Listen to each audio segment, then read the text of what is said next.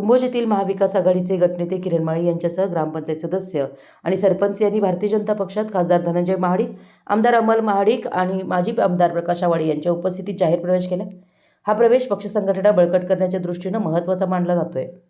भाजपच्या स्थानिक पदाधिकाऱ्यांच्या उपस्थितीत हा प्रवेश सोहळा पार पडला।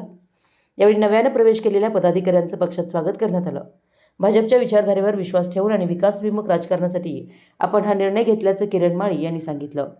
परिणामी सदर प्रवेशावेळी कुंभोजसह परिसरातील महाडिक गटाच्या प्रमुख कार्यकर्त्यांची अनुपस्थिती असल्यानं सध्या तो चर्चेचा विषय बनतोय।